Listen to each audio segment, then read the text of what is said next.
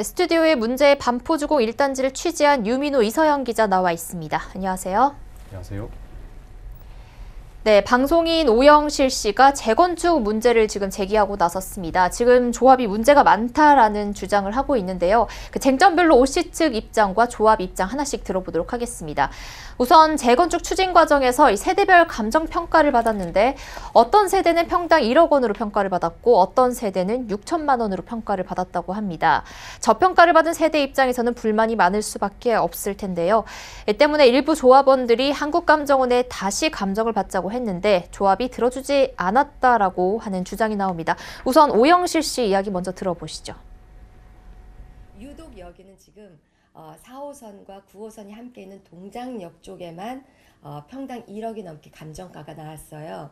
그쪽에 유독히 조합 이사, 조합파 이사가 살고 있었고 같은 100m 내인데 감정평가가 엄청 다르게 나왔기 때문에 사람들이 그때 들고 일어났어요.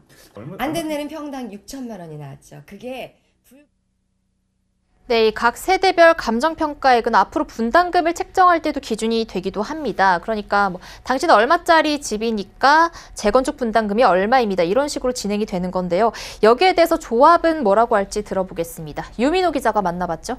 네, 그렇습니다. 조합 측에서는 가구마다 감정평가액이 다르게 나온 것은 동장역 쪽에 있는 단지들과 더 안쪽에 있는 단지들 차이가 실제 평수가 차이가 났었고 또 초등학교라든가 지하철역 위치 등 입지적 조건 때문에 실제 부동산 시세도 2, 3억 원가량 차이가 났다고 답했습니다. 감정평가액도 이 때문에 차이가 났다고 또 조합 측은 추가로 답변을 덧붙였습니다. 네, 그리고 일부 조합원들은 현재 대의원들이 조합 쪽 인사로만 구성이 됐다고 주장을 하고 있다고 합니다. 알아보니 대의원들이 총 125명이 되는데요. 아무래도 단지가 크다 보니 대의원들 수도 많은 것 같습니다. 그런데 일부 조합원들의 주장은 이 수많은 대의원들이 뭔가 의사결정을 할 때 조합 측근으로만 구성이 됐으니 문제가 된다라고 주장을 하고 있다고 합니다. 오 씨 측 입장 들어보시죠.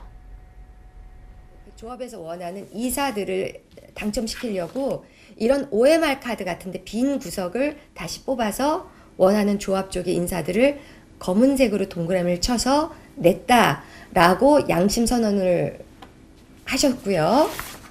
문자나 우편물도 없었고요. 현수막조차도 없이 법적으로 가능한 서울 클린업 시스템이라고 서울시의 모든 재건축장이 꼭 올려야만 하는 어떤 사이트가 있어요.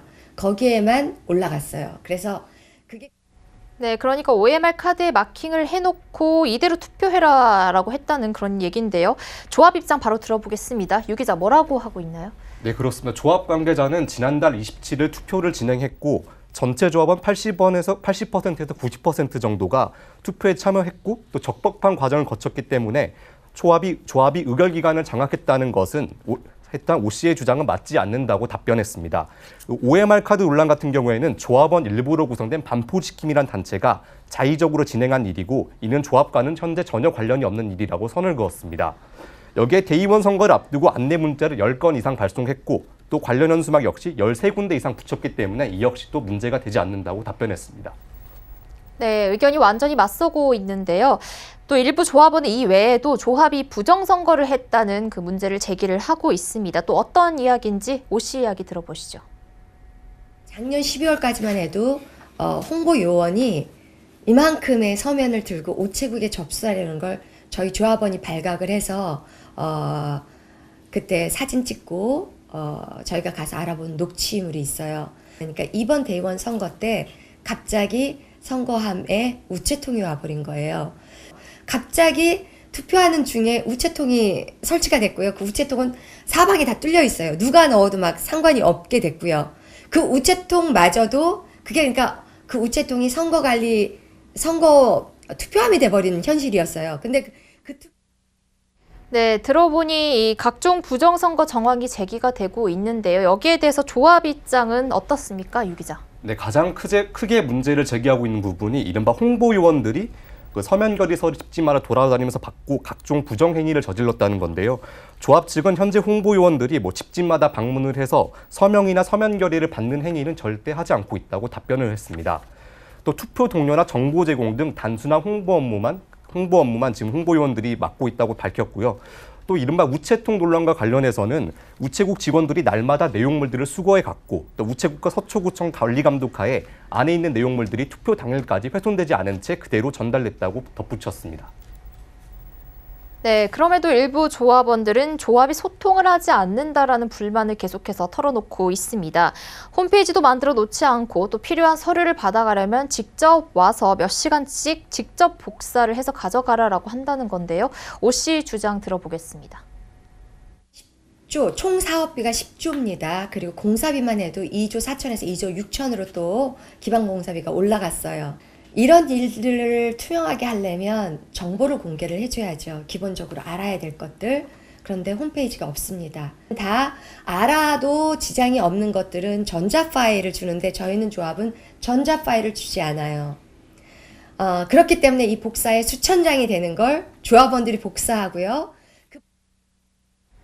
네, 수천 장짜리 서류를 직접 복사를 해서 가져가라는 건데 정말 그렇다면 불편할 것 같습니다. 조합은 여기에 대해서 뭐라고 합니까? 네, 오 씨가 가장 크게 지적하는 문제가 역시 좀 불통이다. 약간 그런 것들을 좀 지적을 했습니다.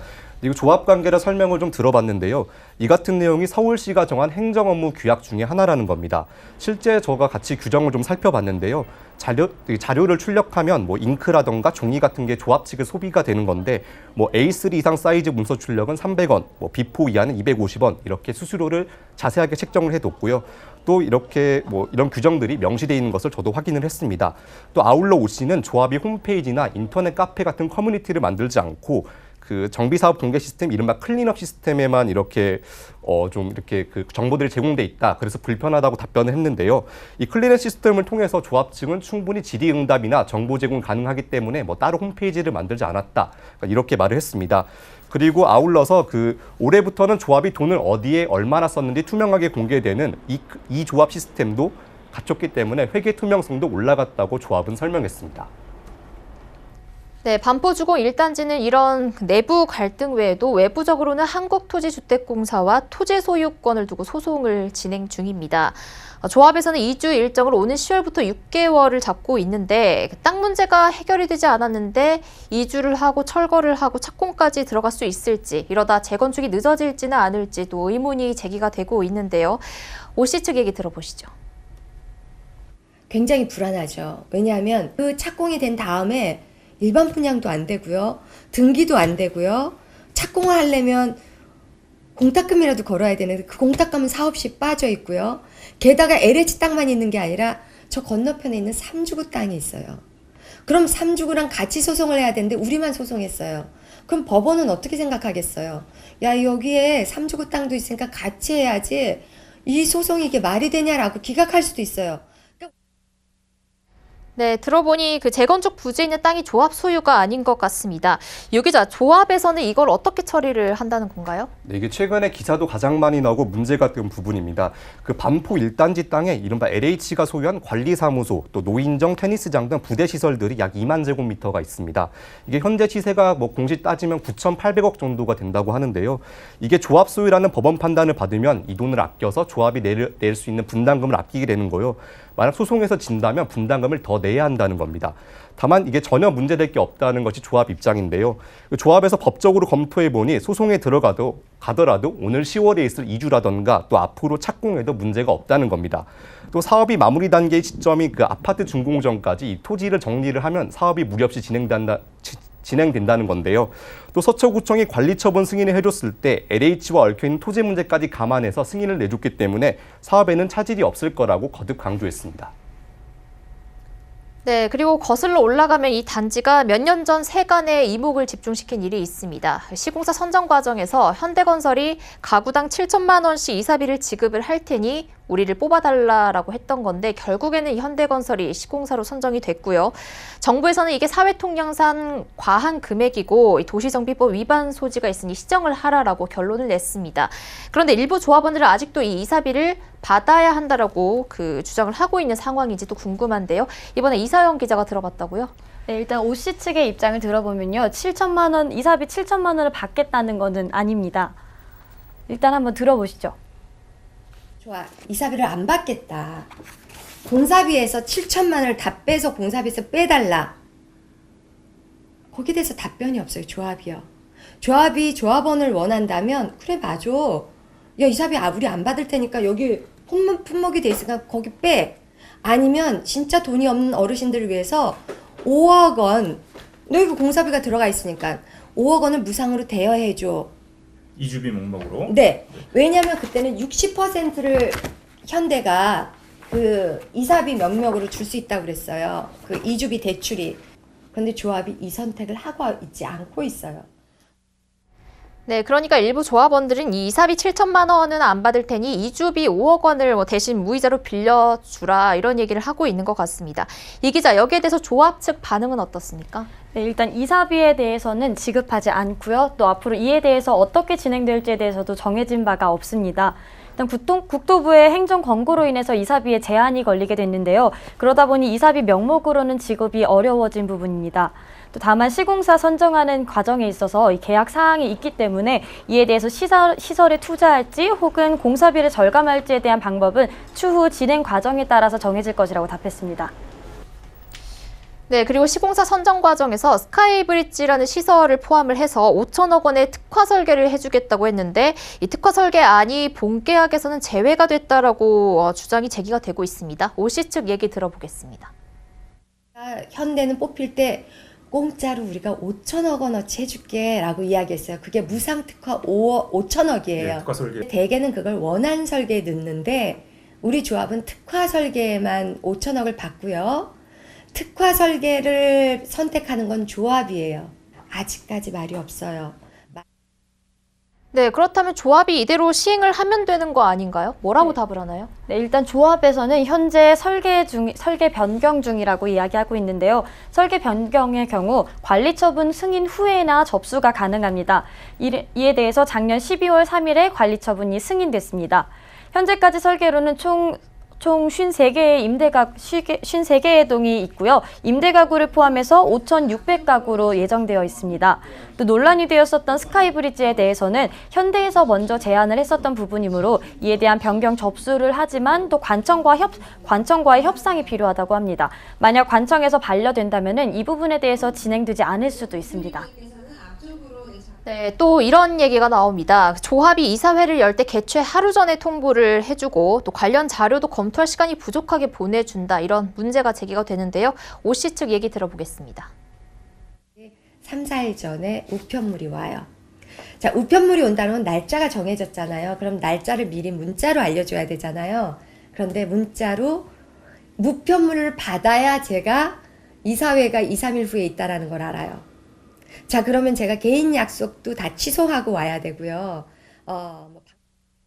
네, 그러니까 조합원들은 이 조합이 충분한 시간을 갖고 이사회 개최 여부를 알려달라는 겁니다. 어떻게 보면 쉽게 풀릴 수 있는 부분인 것 같은데요. 이 기자, 조합 측 입장 들어보셨다고요? 네, 일단 조합에서 말하기로는 이 이사회에 대한 사전 통보 기간이 정해져 있는 것은 아닙니다. 왜냐하면 이사회라는 것 자체가 대의원회에 올라갈 안건에 대해서 사전에 점검을 해보는 그런 회의인데요.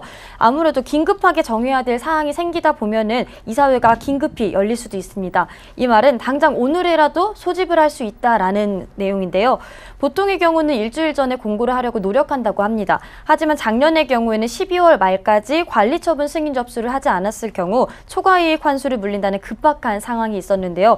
그러다 보니 부득이하게 이사회가 여러 번 열렸었던 거라고 조합 측의 입장입니다. 네, 지금까지 반포주공 1단지 재건축 조합에 대한 문제 제기에 나선 방송인 오영실 씨와 또 여기에 대해서 모두 반박에 나선 재건축 조합 입장 들어봤습니다. 감사합니다.